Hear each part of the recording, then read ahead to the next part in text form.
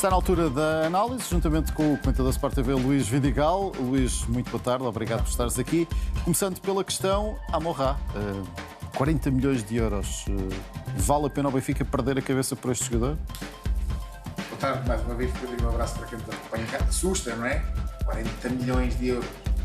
A evolução do futebol tem obrigado os clubes portugueses a lançarem-se neste desafio de recuperação de um lugar que lhes permita respirar melhor no que diz respeito a ocupar lugares nas competições europeias e daí o que podem recuperar em termos financeiros e até colocar na montra, nas melhores montras, os jogadores que têm em cada plantel. Então, num ano bastante decisivo para o Benfica, tem que apostar tudo.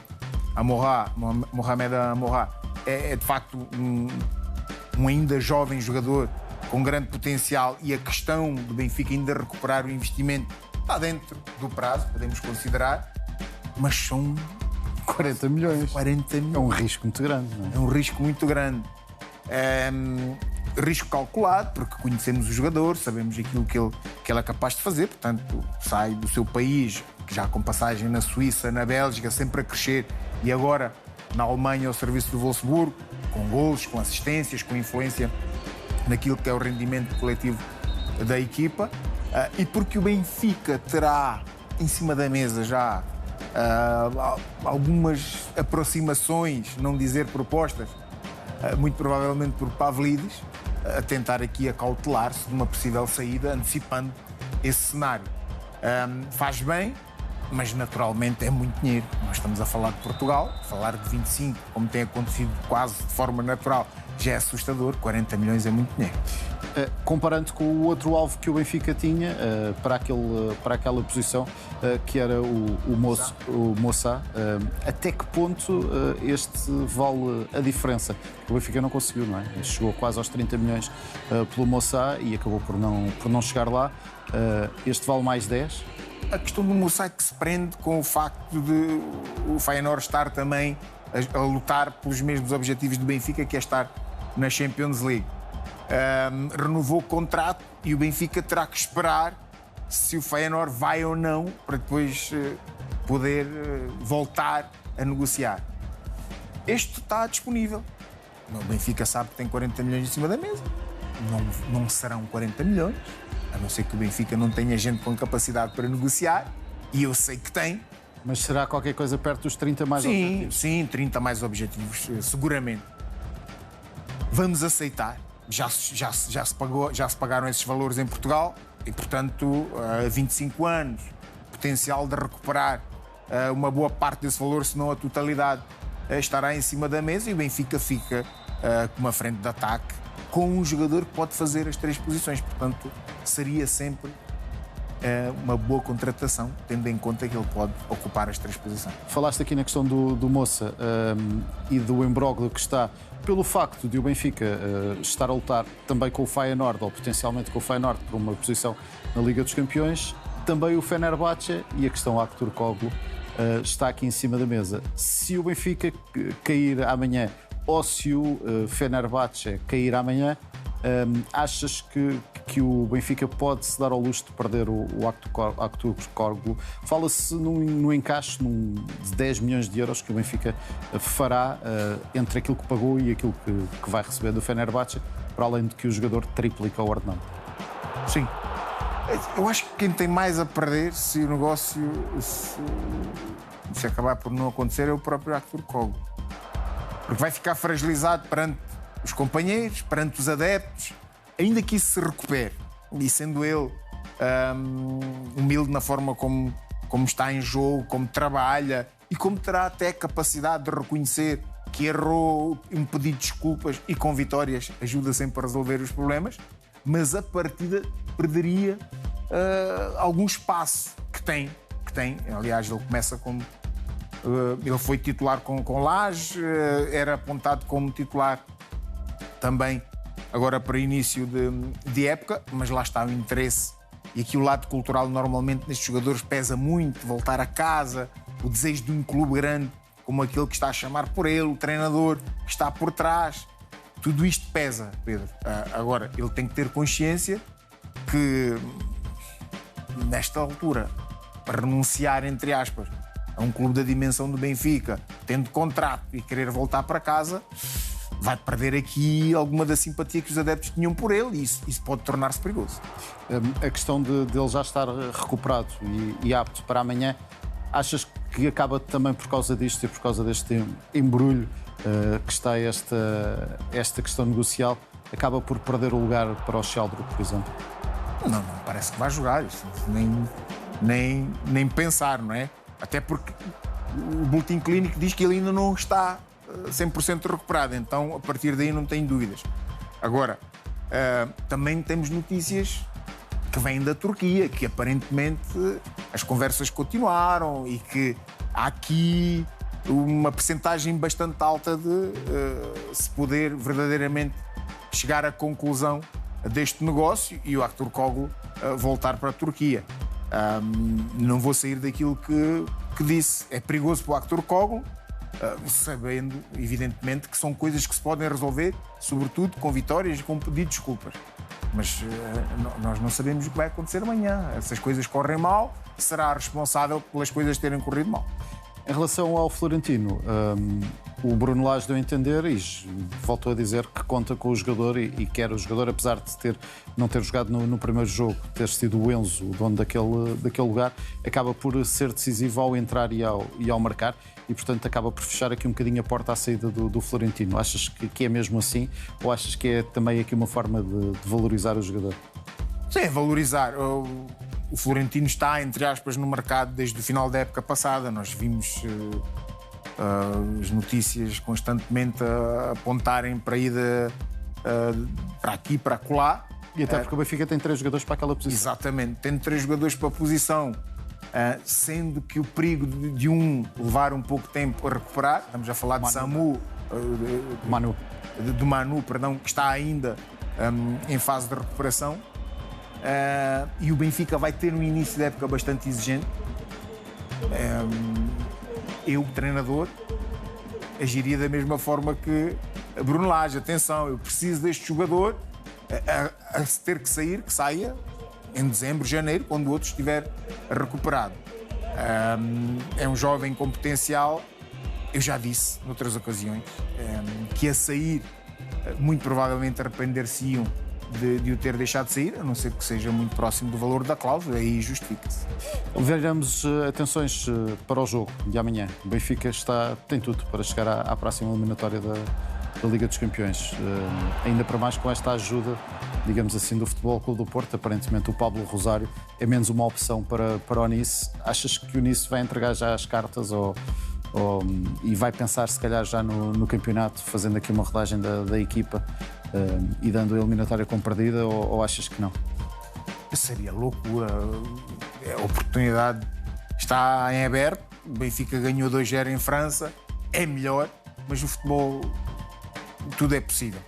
Não vamos andar aqui com rodeios. O Benfica é claramente superior a este Nice, mais com estes processos em andamento, lesões de jogadores importantes que fazem a diferença. A questão do Pablo, agora com o interesse do Futebol Clube do Porto, que fragiliza naturalmente.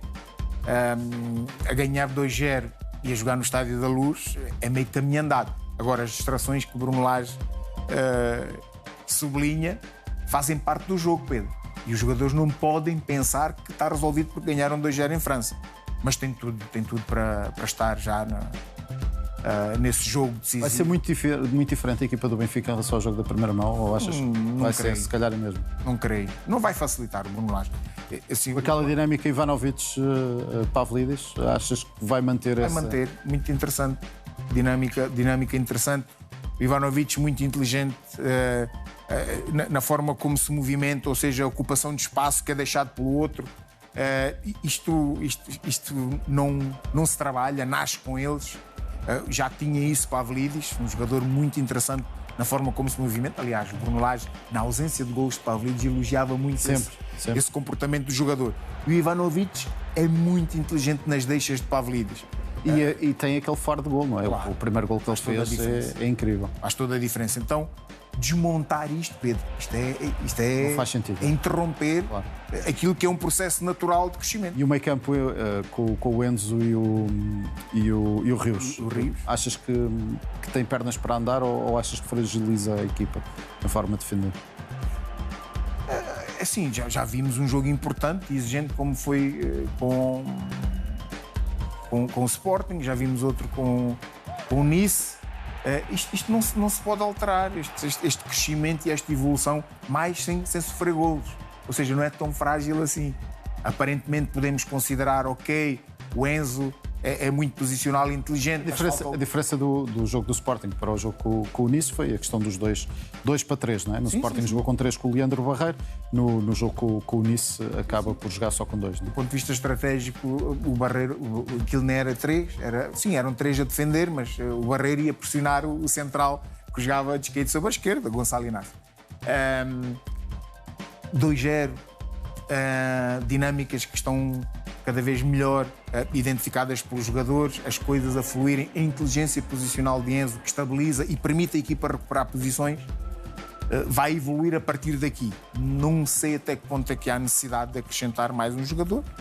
Veremos o que irá fazer lá. Olhamos para o Sporting e Eramei é o jogador que o Sporting precisa nesta altura? O jogador que já soube falar há muitos anos da formação do Real Madrid, caiu para a segunda divisão espanhola e estão os tais 30 milhões apontados. Sim. Mais 30 milhões. Não é? Valor de mercado de 15, 33 milhões pede o Deportivo de La Coruña. O jogador vale, Pedro, e esqueçam-se da questão da segunda Liga Espanhola. Formação Real Madrid, como dizias.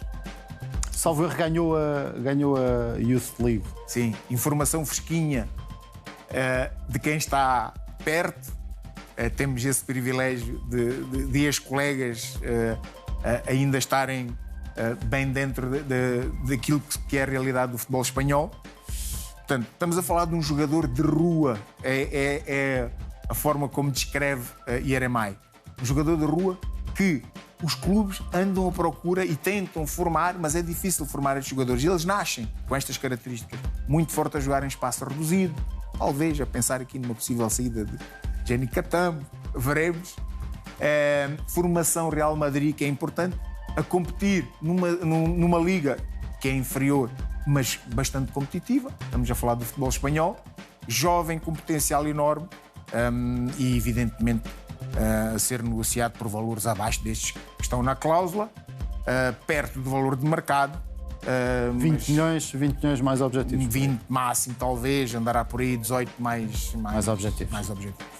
Em relação ao Futebol Clube do Porto, ainda antes de começarmos aqui pela estreia, Pablo Rosário entra onde neste Futebol Clube do Porto? A necessidade de reforçar o setor mais recuado. O Pablo Rosário. Não chega Alan Varela, não chega... Mas pode tornar-se até, quem sabe, se não baixa para um central para quando for necessário. O Pablo Rosário pode fazer essas posições, quer de 6, quer de um 4, ou na necessidade de jogar numa linha 3 até poder ocupar uma das posições. O treinador conhece-o bem e por isso, de olhos fechados, lança o nome porque já trabalhou com ele. E o Porto, sim, precisa de um jogador para competir com Varela e poder, se necessário, ser esse terceiro elemento na linha defensiva. Portanto, 28 anos, a questão de recuperar o valor investido fica de parte, mas é um jogador que evidentemente conhece o treinador conhece-o e seria um bom reforço para o Futebol Clube do Porto. Rodrigo Mora, o Futebol Clube do Porto pode-se dar ao luxo de perder Rodrigo Mora? A acontecer que seja já, porque o espaço já percebemos que está mais reduzido do que aquele que tinha na época passada e entendo as razões, já falamos sobre elas, a necessidade de ter dinâmicas diferentes num meio campo com um triângulo invertido e que não parte de Rodrigo Mora, mas parte de Varela. A trocar o vértice faria sentido o Rodrigo Mora jogar, não sendo assim e com jogadores com grande dinâmica na frente de ataque. O Porto negocia uma pérola como o Rodrigo e se os valores forem esses, o André Vilas-Boas está a esfregar as mãos, fica resolvido, são 70 milhões para um miúdo de apenas 17 anos. Já fez. Incrível, 70 milhões. É já. Vai lá levá-lo o Vilas-Boas. Em relação à estreia, hoje, o tal peso da perda do Jorge Costa, por um lado mexe com motivação, obviamente, por outro lado é um peso, não é? Porque não era só um ex-jogador do Futebol Clube do Porto, era mais um elemento. O Farioli dizia, ele estava ali sentado todos os dias, ali à frente, não é? Sim. Tem o perigo, tem esse perigo naturalmente. Mas nós já vimos episódios de jogadores que receberam a notícia que o pai faleceu e pediram para jogar. E há capacidade de superação, isto ninguém consegue explicar, mas a motivação vem, não sabemos de onde. A capacidade do staff e da estrutura do Futebol Clube do Porto mexerem do ponto de vista mental com os jogadores para que se entreguem. Aliás, eles estão a apelar a isso mesmo, a identidade, o ADN de Jorge Costa. É importante recuperar o legado deixado, que os jogadores honrem desta forma, vai, acredito eu, transformar um Futebol do Porto ainda mais intenso do que aquilo que nós vimos. Há o risco do exagero levar a provocar mais faltas do que o normal, terão que ter cuidado em relação a isso, mas vamos ver um Porto focado e há a responsabilidade de honrar o nome de Jorge Costa, fazendo uma boa exibição e, se possível, vencer o jogo. Muito bem, Vidigal, muito obrigado pela tua presença neste mercado.